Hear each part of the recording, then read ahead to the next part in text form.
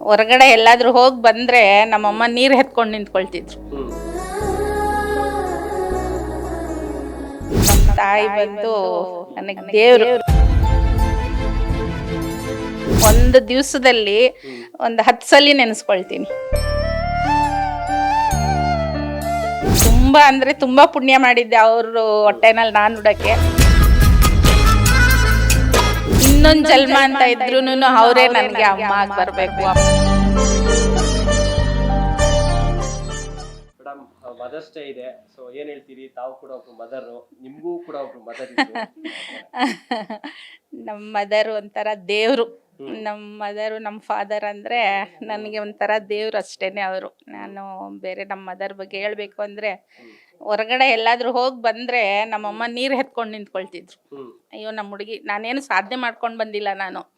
ಹೊರಗಡೆ ಏನೋ ಅಂದರೆ ಅವ್ರಿಗೆ ಅವಾಗಿಂದನೂ ಒಂದು ಅಭಿಪ್ರಾಯ, ನಾನು ಏನೋ ಒಂದು ಮಾಡ್ಕೊಬರ್ತೀನಿ, ನನ್ನಿಂದ ಏನೋ ಒಂದು ಆಗುತ್ತೆ ಅನ್ನೋದು ಒಂದು ಇದು. ಅಂದರೆ ಅದೇ ಥರನೇ ನಾನು ಮಾಡಿದ್ದೀನಿ, ಅದನ್ನ ಹೇಳ್ಕೊಳ್ಬಾರ್ದು ಅಷ್ಟೇ.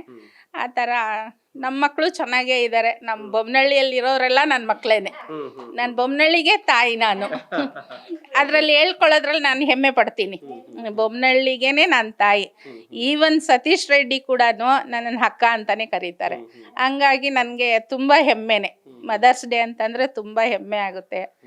ಅದೇ ಅವ್ರು ಹೇಳಿದ್ರು, ಆ ಥರ 365 ದಿವಸನೂ ಮದರ್ಸ್ ಡೇ ಮಾಡಿದ್ರೆ ತಪ್ಪಾಗ್ಲಾರ್ದು. ನಿಮ್ಮ ತಾಯಿಯವರ ಹೆಸರು ಮತ್ತೆ ಅವ್ರಿಗೆ ಇಷ್ಟಪಡ್ತೀನಿ? ನಮ್ಮ ತಾಯಿ ಹೆಸರು ಧನಲಕ್ಷ್ಮಿ ಅಂತ.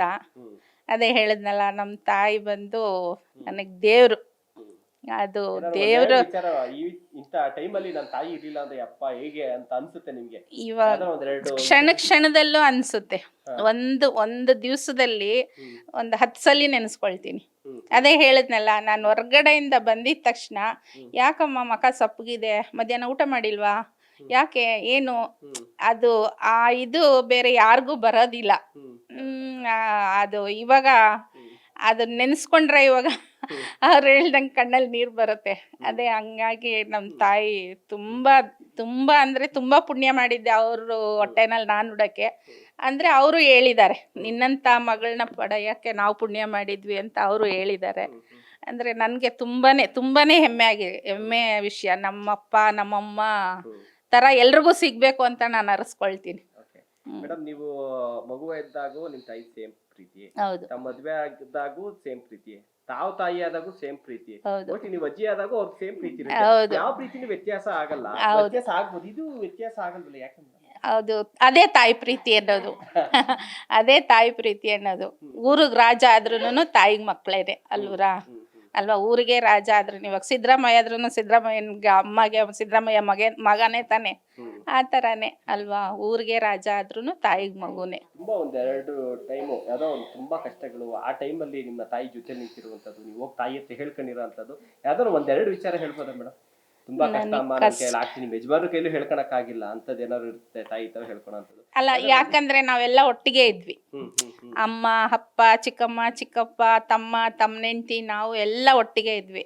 ಹಂಗಾಗಿ ನಾವೆಲ್ಲ ಜಾಯಿಂಟ್ ಆಗಿದ್ದಿದ್ರಿಂದ ಕಷ್ಟಗಳು ಬೇರೆ ಕಡೆಯಿಂದ ಎಲ್ಲೂ ಬರ್ಲಿಲ್ಲ. ನಮ್ದ್ರಲ್ಲೇ ಎಲ್ಲಾನು ಇತ್ತಲ್ವಾ. ನಮ್ದ್ರಲ್ಲೇ ಎಲ್ಲಾನು ನೋಡ್ಕೊಂಡು ಎಲ್ಲ ಮಾಡ್ಕೊಂಡು ಅದನ್ನ ಹೇಳ್ಕೊಂಡು ಹತ್ಕೊಂಡು ಮಾಡ್ಕೊಂಡು ಆ ಸನ್ನಿವೇಶ ನನಗೆ ಬರಲಿಲ್ಲ. ಯಾಕಂದ್ರೆ ಒಟ್ಟಿಗೆ ಇದ್ವಲ್ವಾ. ಹಂಗಾಗಿ ಎಲ್ಲ ಇದ್ ಮಾಡ್ಕೊಂಡು ತೂಕೊಂಡು ಹೋದ್ವಿ ಅಷ್ಟೇ. ಇನ್ನೊಂದು ಜನ್ಮ ಅಂತ ಇದ್ರೂನು ಅವರೇ ನನಗೆ ಅಮ್ಮ ಆಗಿ ಬರ್ಬೇಕು, ಅಮ್ಮ ಅಪ್ಪ ಆಗ್ಬೇಕು, ನಾನು ಅವ್ರಿಗೆ ಮಗಳಾಗ್ಬೇಕು ಅಂತ.